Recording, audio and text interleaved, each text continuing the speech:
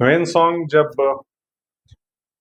कलिंग से कौशल के लिए आए और उस समय इस कौशल का नाम क्यावस्लो उन्होंने अपने यात्रा वृत्तांत में लिखा है। और उन्होंने ये भी लिखा है कि कलिंग से क्यावस्लो यानी इस कौशल की जो राजधानी थी, जिसको विद्वानों ने सिरपुर के रूप में चिन्हित किया है, उसकी दूरी 1800 ली उन्होंने लिखा है कि चलकर वो क्यावस्लो पहुंचते हैं।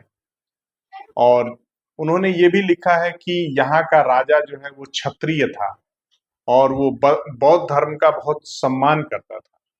और साथ ही यहाँ पे सिरपुर में 100 संघाराम का उल्लेख उन्होंने किया है। और ये भी लिखा है कि यहाँ पे 10,000 से थोड़े कम बौद्ध भिक्षु यहाँ रहते थे। जिस अशोक के बारे में आप लोग सोचते हैं कि उन्होंने क्या 84,000 स्तूपों का निर्माण भारत या दुनिया में किया, यानी दुनिया का नाम मैं इसलिए लेता हूं कि क्योंकि जो आज भारत है उसके अलावा उस समय भारत की सीमाएं बहुत बड़ी थी। तो आज का भारत जो है और उस समय का भारत, तो आज तो 3-4 देश इस भारत से निकल गए। तो कहने का मतलब है कि जिस जमाने में सम्राट अशोक महान ने 84,000 स्तूपों का निर्माण कराया, उसका एक सबूत यहाँ पे आपको सिरपुर में भी लिखेगा, जिसका उल्लेख उस जमाने में ह्वेनसांग ने किया।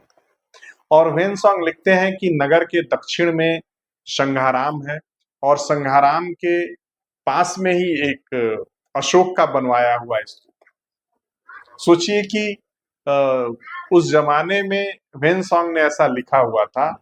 और आज तो खैर वो स्तूप मिल गया है, मैं किसी और वीडियो में आप लोगों को दिखाऊंगा उस स्तूप के बारे में।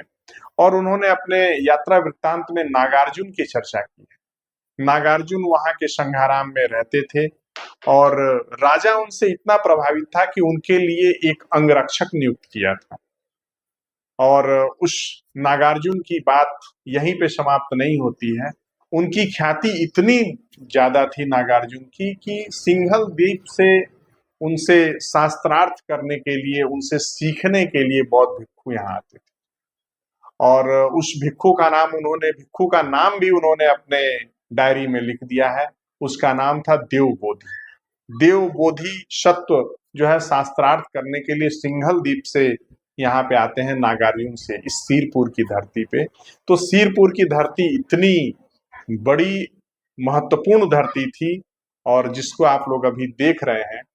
और यहाँ से शिलालेख भी मिला है, क्योंकि जिस जगह पे खुदाई हो रही थी, जो अभी मैं आप लोगों को बता रहा था कि 100 संघाराम की बात आपने अभी ये जाना है, तो यहाँ खुदाई में मिला है कि यहाँ पे 130 जो है छोटी छोटी उत्खनन की साइट जो है चिन्हित की गई है, जिसमें से कि करीब 60 के आसपास जगहों की खुदाई भी हो गई है। तो मैं किसी और वीडियो में आप लोगों को दिखाऊंगा कि वो एक एक जगह के बारे में दिखाऊंगा। और सिरपुर तो बहुत बड़ी साइट है, पुरातात्विक धरोहर, और इसका इतिहास भी बहुत बड़ा है। और यहाँ से एक शिलालेख जो मिला है, उस शिलालेख में बुद्ध घोष और जीन घोष, दो बौद्ध भिक्षुओं का नाम मिलता है। और उनको जो दान में ग्राम मिले हैं, उन गांवों की चर्चा भी है। बड़ा ही सुंदर अभिलेख है ये जो आप लोग अभिलेख देख रहे हैं। ये अभिलेख यहाँ के सिरपुर के जंगलों से ये प्राप्त किया गया है। और इसमें उन भिक्षुओं का वर्णन है। देखिए, बुद्ध घोष में तो बुद्ध शब्द लगा हुआ है, लेकिन एक जीन घोष भी है। आप लोग देखे होंगे बंगाल के कुछ बंगाली सरनेम घोष मिलते हैं। तो ऐसे बहुत से बौद्ध भिक्षुओं के नाम आपको मिलेंगे जिनके अंत में घोष है। तो अब आप कहीं ना कहीं इस कनेक्शन को जोड़ने का प्रयास करिएगा कि ये जो घोष का जो शब्द है, वो शब्द जो है वो कहीं ना कहीं बुद्धिज्म का ही शब्द है।